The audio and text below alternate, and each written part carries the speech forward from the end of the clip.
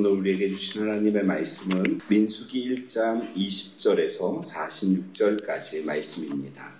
저와 여러분이 한 절씩 교독하시겠습니다. 이스라엘의 장자 르우벤의 아들들에게서 난 자를 그들의 종족과 조상의 가문에 따라 20세 이상으로 싸움에 나갈 만한 각 남자를 그 명수대로 다 계수하니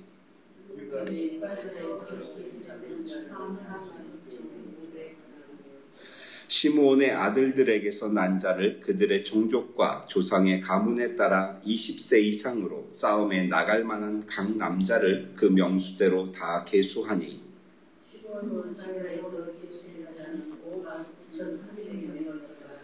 갓의 아들들에게서 난 자를 그들의 종족과 조상의 가문에 따라 20세 이상으로 싸움에 나갈 만한 자를 그 명수대로 다 계수하니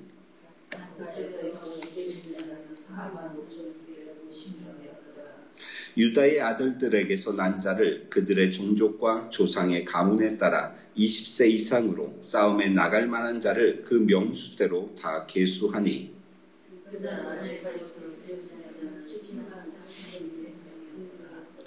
이사갈의 아들들에게서 난 자를 그들의 종족과 조상의 가문에 따라 20세 이상으로 싸움에 나갈 만한 자를 그 명수대로 다 계수하니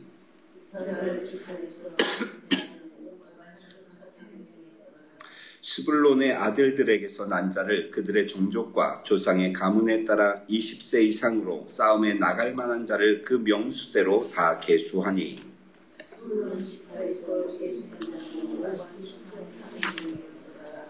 요셉의 아들 에브라임의 아들들에게서 난 자를 그들의 종족과 조상의 가문에 따라 20세 이상으로 싸움에 나갈 만한 자를 그 명수대로 다 계수하니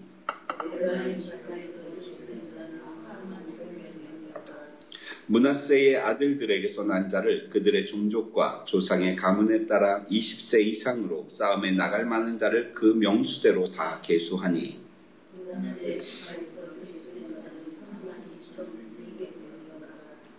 베냐민의 아들들에게서 난 자를 그들의 종족과 조상의 가문에 따라 20세 이상으로 싸움에 나갈 만한 자를 그 명수대로 다 계수하니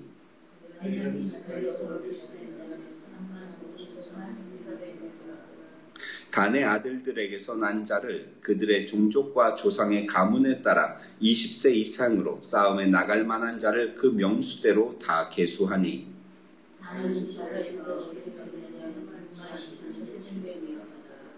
아셀의 아들들에게서 난 자를 그들의 종족과 조상의 가문에 따라 20세 이상으로 싸움에 나갈 만한 자를 그 명수대로 다 계수하니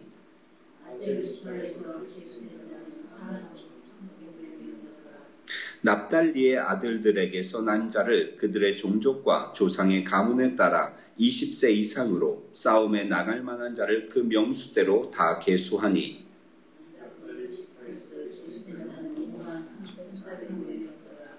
이 계수함을 받은 자는 모세와 아론과 각기 이스라엘 조상의 가문을 대표한 12지휘관이 계수하였더라.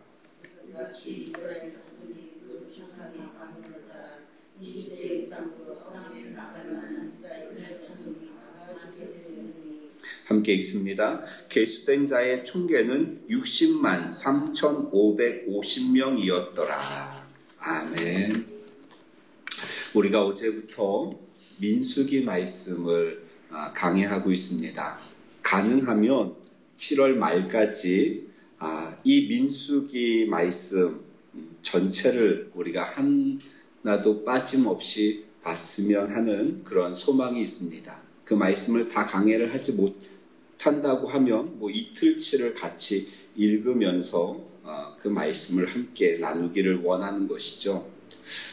저녁 기도회를 시작하면서 왜 민수기 말씀인가 참 어려운 그리고 많은 숫자들 그리고 많은 명단들 그런 것들이 기록되어져 있는 이 민수기가 5월, 6월, 7월에 배분되어져 있는 것을 보면서 참 쉽지 않을 것이다 라는 생각을 했는데 어제 말씀 첫째 날 말씀을 준비하면서 여러분 기대가 됩니다.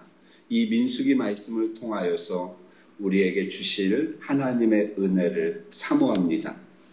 민수기의 히브리어 성경의 제목은 어제 말씀드렸듯이 광야에서입니다. 히브리어 성경은 광야에서라는 제목을 썼는데 이것이 이제 헬라어로 번역이 되어지면서 백성들의 숫자, 그래서 우리나라 말로는 민수기 이렇게 번역이 되어졌죠. 애굽을 탈출하여서 가나안 땅으로 들어가기 전에 이스라엘은 광야 생활을 보내야 했습니다. 여러분, 광야는 훈련의 장소입니다. 광야에서 하나님께서 무엇을 명령하시냐면 어제 말씀이었죠. 인구조사를 명령하십니다. 그리고 하나님은 이 광야 훈련을 통해서 하나님만 바라보기를 원하시고 또 이 광야 훈련을 통해서 하나님의 음성만 듣기를 원하십니다. 그리고 하나님의 말씀에만 순종하는 백성들로 이스라엘 백성들을 훈련시키시는 것입니다. 이것은 마치 우리 구원의 계획과 마찬가지입니다. 이스라엘 백성들이 애굽에서 홍해를 건너고 그리고 광야 생활을 지나 요단강을 건너듯이 우리가 예수 믿기 이전에 그리스도의 보혈로 말미암아서 예수 믿는 하나님의 백성이 된 다음에 우리를 곧바로 천국으로 인도하시는 것이 아니라는 것이죠. 예수 믿은 이후에 우리는 광야의 시절을 거쳐야 합니다. 그 광야 속에서 우리는 하나님을 바라보는 우리의 시선의 훈련을 하고 하나님의 음성을 듣는 훈련을 하고 하나님의 말씀에 순종하는 삶의 훈련이 이 광야 속에서 이루어진다는 것이죠. 그 훈련은 어떻게 이루어집니까? 우리에게 주어진 문제들을 풀어나가면서 그 훈련이 되어지는 겁니다. 군대 다녀오신 분들은 아시죠? 유격훈련을 하면 하나의 과목이 있습니다. 뛰어넘어야 할 문제가 있습니다. 마찬가지로 이 광야 속에 우리에게 주어지는 그리고 닥쳐오는 여러 가지 문제들은 하나님이 우리를 훈련시키기 위한 훈련의 과목이라는 겁니다. 때로는 인간관계의 과목이 있고요. 때로는 물질이라는 과목이 있습니다. 때로는 나의 욕심이라는 과목이 있고 수많은 과목들이 훈련 과목들이 우리의 광야 생활 가운데 있는 겁니다. 어제 우리가 그런 말씀들을 나누었죠. 자, 오늘 본문에는 모세와 아론의 지휘 아래서 이제 12지파의 지휘관들이 실시한 인구조사의 결과가 각 지파별로 제시되어지고 있습니다. 민수기를 읽으면서 딱 1장 시작만 하는데도 벌써 이름이 나오고 지휘관들의 이름이 나오고 지파들의 그 숫자가 나오면서 참 지루할 수 있는 책이 민수기인데, 그런데 여러분, 이 속에서 주시는 하나님의 음성이 있다는 겁니다. 이 반복되어지는 이 12지파의 숫자들 속에서 하나님께서 우리에게 말씀하시고자 하는 것이 있다는 것이죠. 먼저는 무엇입니까? 반복되어지죠. 20세 이상으로 싸움에 나갈 만한 자. 무엇이죠? 인구조사의 목적이 무엇인가 하는 것을 보여주고 있습니다. 인구조사의 목적은요, 군대를 조직하는 겁니다. 군대를 왜 조직합니까? 싸우기 위해서, 전쟁을 위해서 군대를 조직하는 것이죠. 그렇기 때문에 이 민수기를 통하여서 주시는 하나님의 분명한 음성은 무엇이냐면, 이번 주일에 우리가 좀 더 자세히 나눌 말씀이지만, 여러분 보십시오. 홍해를 건널 때는요, 하나님께서 홍해를 갈라지게 하신 다음에 건너게 하셨습니다. 그렇죠? 인간이 할 것은 아무것도 없었습니다. 애굽을 떠날 때도 마찬가지입니다. 10가지 재앙을 통하여서 하나님께서 그 이스라엘 백성들이 한 것은 아무것도 없고 그냥 하나님의 주권으로 끌고 나오셨습니다. 그리고 광야에서 훈련받게 하시는 것이죠. 그런데 여러분, 요단강을 건널 때는요. 요단강을 건널 때는 인간의 헌신, 인간의 순종이 거기에 포함되어져야 합니다. 제사장들이 법궤를 메고 요단강 물에 발을 디딜 때 그 요단강이 갈라지게 되어진 것이죠. 무엇을 이야기합니까? 구원은 하나님의 은혜로 이루어집니다. 그런데 구원받은 이후에는 우리의 책임이 뒤따른다는 것이죠. 그래서 하나님의 주권과 인간의 책임이 이 민수기 속에서 같이 어우러지고 있는 겁니다. 너희가 은혜로 구원을 받았다면 이제는 너희도 나와 함께 동행하면서 함께 행해야 된다. 이 훈련을 광야 속에서 시키는 겁니다. 그래서 가나안 땅을 정복할 때는 그들이 직접 싸워야 하는 것이죠. 어떻게 해요? 하나님의 말씀대로 순종함으로 싸워서 가나안 땅을 정복해 나가는 것입니다. 군대를 조직하는 것이죠. 주일에 좀 더 자세히 이 부분에 대해서는 나누기로 하고요. 두 번째, 2절씩 동일한 양식으로 본문이 반복되어집니다. 그런데 여러분, 어떠한 지파는 군사가 많고요. 어떠한 지파는 군사가 적습니다. 인구조사 결과 각 지파별로 정확하게 2절씩 동일한 양식으로 12번 반복한다는 것은, 먼저는 이것은 인구조사의 목적이 지파의 크기를 비교하기 위함이 아니라는 것입니다. 얼마나 어느 지파가 군사가 많은가 하는 것을 비교하기 위함이 아닙니다. 왜냐하면 이들은 같은 공동체이기 때문에 그렇습니다. 따라서 우리의 공동체 속에서도 우리가 자칫 잘못하면 우리들끼리 비교할 수 있습니다. 하나님이 그것을 원하지 않으신다는 것입니다. 얼마나 많으냐, 얼마나 적으냐의 문제가 아니라는 것이죠. 한 사람도 빠짐없이 그 명부에 기록되어졌다는 사실을 강조하고 있는 것입니다. 몇 명까지 정확하게 기록되어진 것은 크기가 아니라 한 사람도 빠짐없이 그 명단에 기록되어진 사실을 강조한 것이죠. 그래서 그들이 군대를 이루는 것입니다. 자, 여기 명단이 나오고요. 숫자가 나옵니다. 우리는 참 이것을 읽으면서도 지루하죠. 이번 주 주일 말씀은 더 지루한 말씀, 민수기 2장 전체 1절부터 34절까지를 준비하고 있는데요. 왜 우리가 이러한 이 민수기를 읽으면서 창세기 출애굽기까지는 재밌게 읽다가 레위기에 가서 이게 지치고 민수기에 가서 나가 떨어집니까? 왜 그렇죠? 왜 그럴까요? 저는 오늘 이 말씀을 묵상하면서 답을 알았습니다. 몇 명이었다? 므낫세는 32,200명이었다. 베냐민 35,400명이었다. 여러분, 이것이 민수기가 지루하게 여겨지는 이유는 내 이야기가 아니라고 생각하기 때문에 그렇습니다. 그런데 여러분, 이스라엘 백성들은 여기를 어떻게 읽을까요? 이스라엘 백성들에게는 이것이 내 이야기입니다. 그들에게는 우리 조상의 이름이 여기에 포함되어져 있는, 마치 족보와 같이 내 뿌리를 알 수 있는 책이라는 것이죠. 그것이 민수기입니다.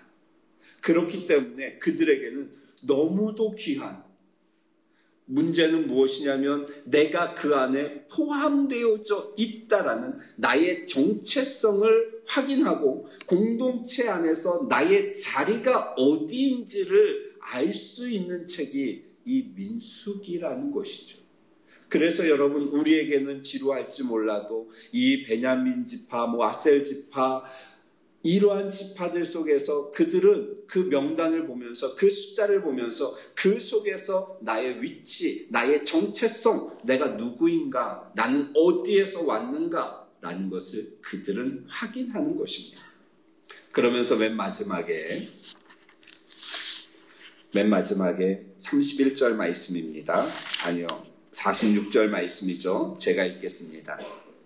다 이렇게 계수를 하고 이것을 총계를 냈습니다. 그랬더니 계수된 자의 총계는 60만 3,550명이었더라. 이렇게 말씀합니다.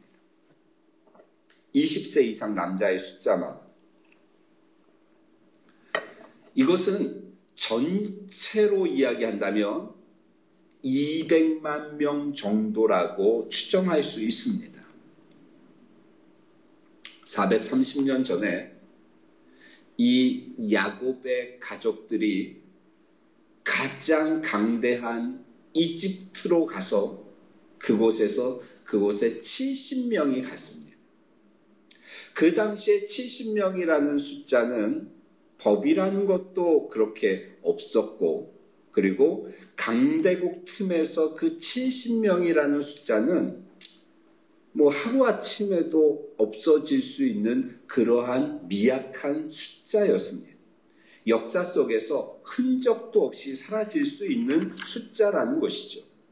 그런데 하나님께서 그 미약한 그들을 그 당시에 가장 강한 강대국 이집트요, 그 안에서 보호받게 하시는 겁니다.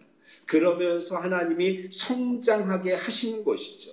그 누구도 침범할 수 없는 그 강한 이집트 속에서 마치 아기가 인큐베이터 안에서 무럭무럭 자라듯이 그렇게 하나님이 그들을 보호하시는 겁니다. 왜 그럴까요? 아브라함과의 약속 때문에 그렇습니다. 자손에 대한 약속이요, 땅의 티끌처럼, 하늘의 별처럼, 바닷가의 모래처럼 너희의 자손을 번성케 하실 것이라는 약속이 여러분 이 민수기 1장 마지막 절에서 이루어진 것입니다.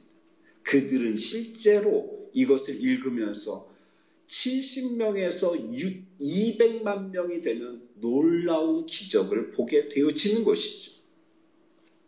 여러분, 이 약속의 성취가 의미하는 것이 무엇입니까? 하나님의 신실하심입니다. 그 하나님의 신실하심은 약속의 땅 가나안을 이스라엘에게 약속하신 대로 주실 것이라는 소망으로 이어지는 겁니다. 하나님이 자손을 약속하셨는데 그 자손이 이제 200만 명이라는 놀라운 숫자로 이스라엘 백성들에게 보여지고 있는 겁니다. 그렇다면 그들은 이것을 보면서, 그 숫자를 보면서, 그 신실하신 하나님의 약속이 이제 가나안 땅을 주시겠다는 그 약속까지 이루어지겠구나라는 소망을 갖게 되어지는 것이죠. 여러분, 우리의 현실을 보고요, 우리의 상황을 보고, 우리의 형편을 보고, 내가 가진 것을 보고, 또 내 능력을 보면 여러분 불가능합니다.